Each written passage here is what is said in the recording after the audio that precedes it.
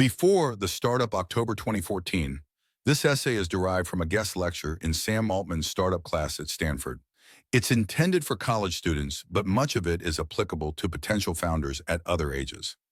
One of the advantages of having kids is that when you have to give advice, you can ask yourself, what would I tell my own kids? My kids are little, but I can imagine what I'd tell them about startups if they were in college. And that's what I'm going to tell you. Startups are very counterintuitive. I'm not sure why. Maybe it's just because knowledge about them hasn't permeated our culture yet. But whatever the reason, starting a startup is a task where you can't always trust your instincts. It's like skiing in that way. When you first try skiing and you want to slow down, your instinct is to lean back. But if you lean back on skis, you fly down the hill out of control. So part of learning to ski is learning to suppress that impulse. Eventually you get new habits, but at first, it takes a conscious effort. At first, there's a list of things you're trying to remember as you start down the hill. Startups are as unnatural as skiing, so there's a similar list for startups. Here I'm going to give you the first part of it. The things to remember if you want to prepare yourself to start a startup. Counterintuitive. The first item on it is the fact I already mentioned, that startups are so weird that if you trust your instincts, you'll make a lot of mistakes. If you know nothing more than this, you may at least pause before making them. When I was running Y Combinator, I used to joke that our function was to tell founders things they would ignore. It's really true. Batch after batch, the YC partners warn founders about mistakes they're about to make, and the founders ignore them, and then come back a year later and say, I wish we'd listened. Why do the founders ignore the partners' advice? Well, that's the thing about counterintuitive ideas. They contradict your intuitions. They seem wrong. So of course your first impulse is to disregard them. And in fact, my joking description is not merely the curse of Y Combinator, but part of its raison d'etre.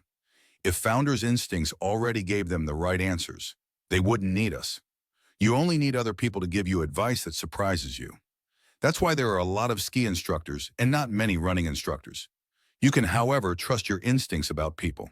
And in fact, one of the most common mistakes young founders make is not to do that enough. They get involved with people who seem impressive, but about whom they feel some misgivings personally. Later, when things blow up, they say, I knew there was something off about him, but I ignored it because he seemed so impressive. If you're thinking about getting involved with someone as a co-founder, an employee, an investor, or an acquirer, and you have misgivings about them, trust your gut. If someone seems slippery or bogus or a jerk, don't ignore it. This is one case where it pays to be self-indulgent. Work with people you genuinely like and you've known long enough to be sure. Expertise. The second counterintuitive point is that it's not that important to know a lot about startups. The way to succeed in a startup is not to be an expert on startups, but to be an expert on your users and the problem you're solving for them. Mark Zuckerberg didn't succeed because he was an expert on startups. He succeeded despite being a complete noob at startups, because he understood his users really well. If you don't know anything about, say, how to raise an angel round, don't feel bad on that account. That sort of thing you can learn when you need to and forget after you've done it. In fact, I worry it's not merely unnecessary to learn in great detail about the mechanics of startups, but possibly somewhat dangerous. If I met an undergrad who knew all about convertible notes and employee agreements and, God forbid, Class FF stock, I wouldn't think, here is someone who is way ahead of their peers. It would set off alarms. Because another of the characteristic mistakes of young founders is to go through the motions of starting a startup. They make up some plausible sounding idea, raise money at a good valuation, rent a cool office, hire a bunch of people. From the outside, that seems like what startups do. But the next step after renting a cool office and hiring a bunch of people is gradually realize how completely messed up they are, because while imitating all the outward forms of a startup, they have neglected the one thing that's actually essential, making something people want. Game. We saw this happen so often that we made up a name for it, playing house. Eventually, I realized why it was happening. The reason young founders go through the motions of starting a startup is because that's what they've been trained to do for their whole lives up to that point. Think about what you have to do to get into college, for example. Extracurricular activities, check. Even in college classes, most of the work is as artificial as running laps. I'm not attacking the educational system for being this way.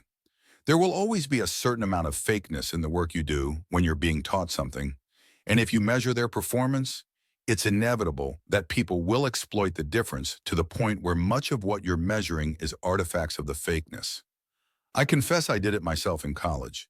I found that in a lot of classes, there might only be 20 or 30 ideas that were the right shape to make good exam questions. The way I studied for exams in these classes was not, except incidentally, to master the material taught in the class, but to make a list of potential exam questions and work out the answers in advance. When I walked into the final, the main thing I'd be feeling was curiosity about which of my questions would turn up on the exam. It was like a game. It's not surprising that after being trained for their whole lives to play such games, young founders' first impulse on starting a startup is to try to figure out the tricks for winning at this new game. Since fundraising appears to be the measure of success for startups, another classic noob mistake, they always want to know what the tricks are for convincing investors. We tell them the best way to convince investors is to make a startup that's actually doing well, meaning growing fast, and then simply tell investors so. Then they want to know what the tricks are for growing fast. And we have to tell them the best way to do that is simply to make something people want. So many of the conversations YC partners have with young founders begin with the founder asking, "How do we?" and the partner replying, "Just." Why do the founders always make things so complicated? The reason I realized is that they're looking for the trick. So this is the third counterintuitive thing to remember about startups. Starting a startup is where gaming the system stops working. Gaming the system may continue to work if you go to work for a big company. Depending on how broken the company is, you can succeed by sucking up to the right people, giving the impression of productivity, and so on. But that doesn't work with startups. There is no boss to trick, only users. And all users care about is whether your product does what they want. Startups are as impersonal as physics. You have to make something people want, and you prosper only to the extent you do. The dangerous thing is, faking does work to some degree on investors. If you're super good at sounding like you know what you're talking about, you can fool investors for at least one and perhaps even two rounds of funding. But it's not in your interest to. The company is ultimately doomed. All you're doing is wasting your own time writing it down. So stop looking for the trick. There are tricks in startups, as there are in any domain, but they are an order of magnitude less important than solving the real problem. A founder who knows nothing about fundraising but has made something users love will have an easier time raising money than one who knows every trick in the book but has a flat usage graph. And more importantly, the founder who has made something users love is the one who will go on to succeed after raising the money. Though in a sense it's bad news in that you're deprived of one of your most powerful weapons, I think it's exciting that gaming the system stops working when you start a startup. It's exciting that there even exist parts of the world where you win by doing good work. Imagine how depressing the world would be if it were all like school and big companies, where you either have to spend a lot of time on unimportant things or lose to people who do. I would have been delighted if I'd realized in college that there were parts of the real world where gaming the system mattered less than others, and a few where it hardly mattered at all. But there are, and this variation is one of the most important things to consider when you're thinking about your future. How do you win in each type of work, and what would you like to win by doing? All-consuming. That brings us to our fourth counterintuitive point. Startups are all-consuming. If you start a startup, it will take over your life to a degree you cannot imagine. And if your startup succeeds, it will take over your life for a long time, for several years at the very least, maybe for a decade, maybe for the rest of your working life. So there is a real opportunity cost here. Larry Page may seem to have an enviable life, but there are aspects of it that are unenviable. Basically, at 25, he started running as fast as he could, and it must seem to him that he hasn't stopped to catch his breath since. Every day, new things happen in the Google empire that only the CEO can deal with, and he, as CEO, has to deal with it. If he goes on vacation for even a week, a whole week's backlog of things accumulates, and he has to bear this uncomplainingly, partly because as the company's leader, he can never show fear or weakness, and partly because billionaires get less than zero sympathy if they talk about having difficult lives. which has the strange side effect that the difficulty of being a successful startup founder is concealed from almost everyone except those who've done it. Y Combinator has now funded several companies that can be called big successes, and in every single case, the founders say the same thing. It never gets any easier. The nature of the problems change. You're worrying about construction delays at your London office instead of the broken air conditioner in your studio apartment. But the total volume of worry never decreases. If anything, it increases. Starting a successful startup is similar to having kids in that it's like a button you push that changes your life irrevocably. And while it's truly wonderful having kids, there are a lot of things that are easier to do before you have them than after, many of which will make you a better parent when you do have kids. And since you can delay pushing the button for a while, most people in rich countries do. Yet when it comes to startups, a lot of people seem to think they're supposed to start them while they're still in college. Are you crazy? And what are the universities thinking? They go out of their way to ensure their students are well supplied with contraceptives, and yet they're setting up entrepreneurship programs and startup incubators left and right. To be fair, the universities have their hand forced here. A lot of incoming students are interested in startups. Universities are, at least de facto, expected to prepare them for their careers. So students who want to start startups hope universities can teach them about startups. And whether universities can do this or not, there's some pressure to claim they can, lest they lose applicants to other universities that do. Can universities teach students about startups? Yes and no. They can teach students about startups, but as I explained before, this is not what you need to know. What you need to learn about are the needs of your own users, and you can't do that until you actually start the company. So starting a startup is intrinsically something you can only really learn by doing it. And it's impossible to do that in college for the reason I just explained. Startups take over your life. You can't start a startup for real as a student, because if you start a startup for real, you're not a student anymore. You may be nominally a student for a bit, but you won't even be that for long. Given this dichotomy, which of the two paths should you take? Be a real student and not start a startup? Or start a real startup and not be a student? I can answer that one for you. Do not start a startup in college. How to start a startup is just a subset of a bigger problem you're trying to solve: how to have a good life. And though starting a startup can be part of a good life for a lot of ambitious people, age 20 is not the optimal time to do it. Starting a startup is like a brutally fast depth-first search. Most people should still be searching breadth first at 20. You can do things in your early 20s that you can't do as well before or after, like plunge deeply into projects on a whim and travel super cheaply with no sense of a deadline. For unambitious people, this sort of thing is the dreaded failure to launch. But for the ambitious ones, it can be an incomparably valuable sort of exploration. If you start a startup at 20 and you're sufficiently successful, you'll never get to do it. Mark Zuckerberg will never get to bum around a foreign country.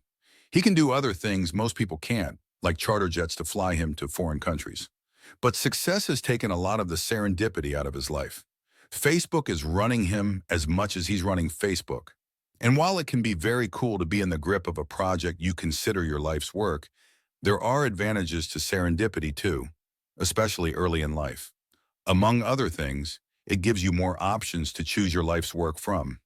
There's not even a trade-off here.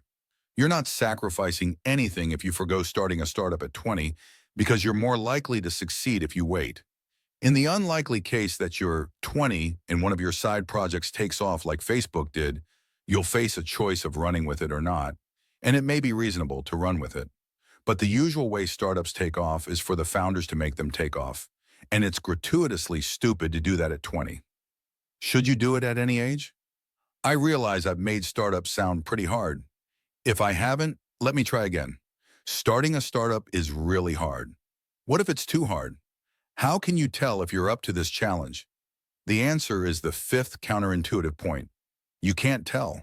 Your life so far may have given you some idea what your prospects might be if you tried to become a mathematician or a professional football player. But unless you've had a very strange life, you haven't done much that was like being a startup founder. Starting a startup will change you a lot. So what you're trying to estimate is not just what you are, but what you could grow into, and who can do that. For the past 9 years, it was my job to predict whether people would have what it took to start successful startups.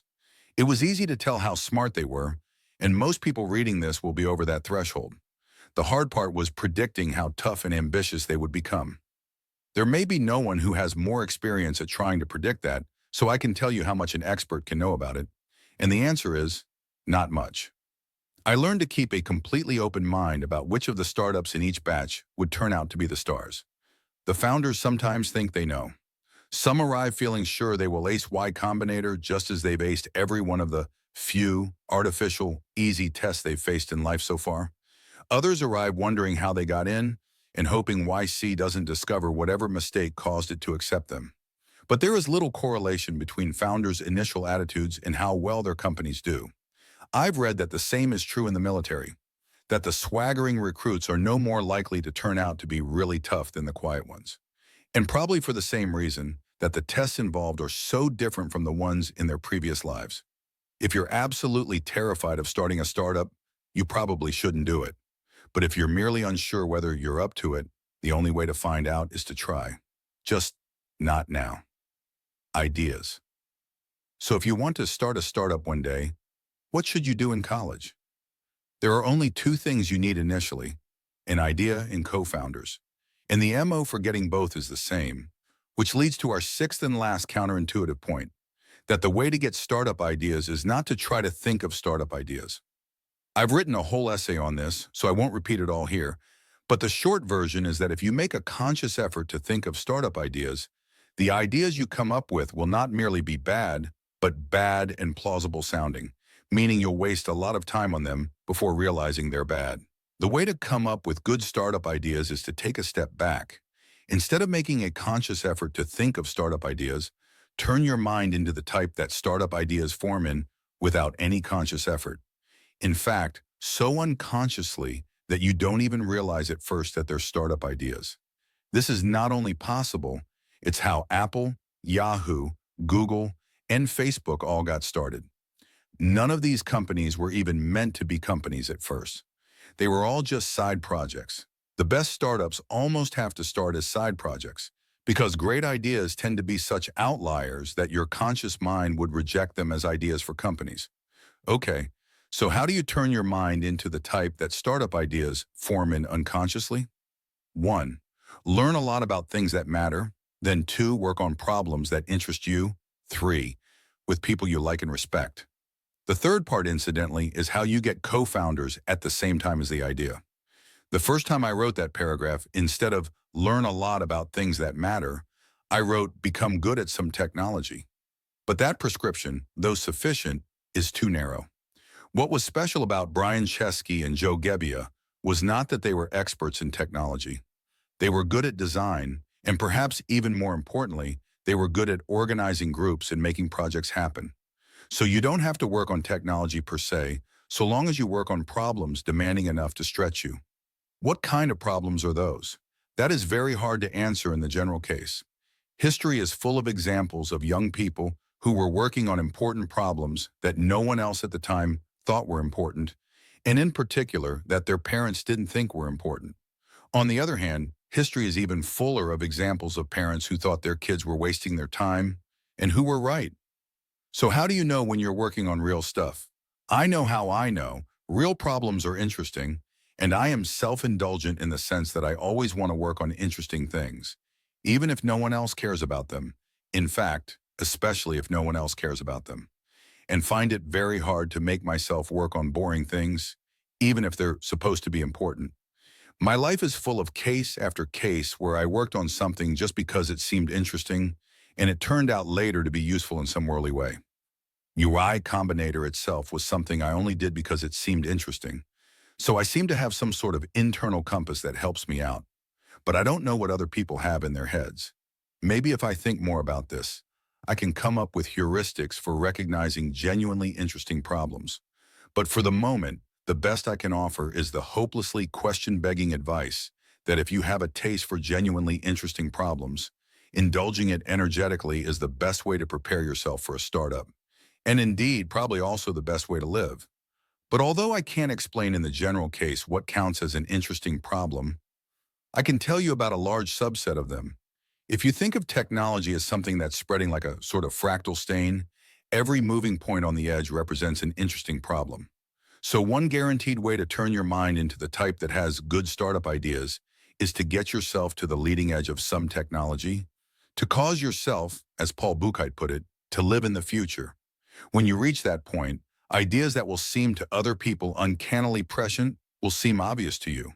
You may not realize they're startup ideas, but you'll know there's something that ought to exist. For example, back at Harvard in the mid-90s, a fellow grad student of my friends Robert and Trevor wrote his own voice-over IP software. He didn't mean it to be a startup, and he never tried to turn it into one. He just wanted to talk to his girlfriend in Taiwan without paying for long-distance calls. And since he was an expert on networks, it seemed obvious to him that the way to do it was turn the sound into packets and ship it over the internet. He never did any more with his software than talk to his girlfriend, but this is exactly the way the best startups get started. So strangely enough, the optimal thing to do in college if you want to be a successful startup founder is not some sort of new vocational version of college focused on entrepreneurship. It's the classic version of college as education for its own sake. If you want to start a startup after college, what you should do in college is learn powerful things. And if you have genuine intellectual curiosity, that's what you'll naturally tend to do if you just follow your own inclinations.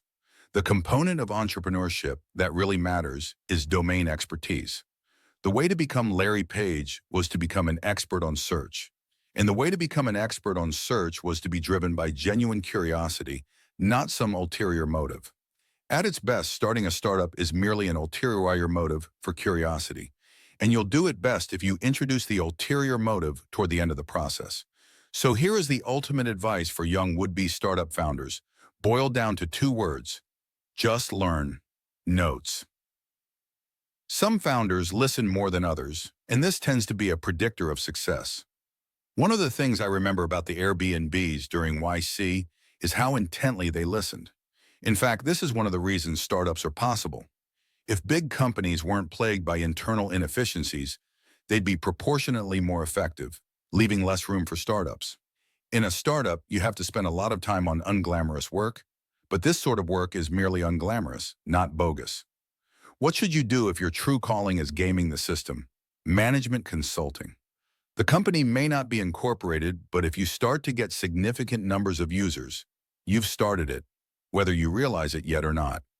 It shouldn't be that surprising that colleges can't teach students how to be good startup founders because they can't teach them how to be good employees either. The way universities teach students how to be employees is to hand off the task to companies via internship programs. But you couldn't do the equivalent thing for startups, because by definition, if the students did well, they would never come back. Charles Darwin was 22 when he received an invitation to travel aboard the HMS Beagle as a naturalist. It was only because he was otherwise unoccupied, to a degree that alarmed his family, that he could accept it. And yet if he hadn't, we probably would not know his name. Parents can sometimes be especially conservative in this department. There are some whose definition of important problems includes only those on the critical path to med school. I did manage to think of a heuristic for detecting whether you have a taste for interesting ideas, whether you find known boring ideas intolerable. Could you endure studying literary theory or working in middle management at a large company? In fact, if your goal is to start a startup, you can stick even more closely to the ideal of a liberal education than past generations have. Back when students focused mainly on getting a job after college, they thought at least a little about how the courses they took might look to an employer. And perhaps even worse, they might shy away from taking a difficult class lest they get a low grade, which would harm their all-important GPA. Good news, users don't care what your GPA was, and I've never heard of investors caring either. Y Combinator certainly never asked what classes you took in college or what grades you got in them.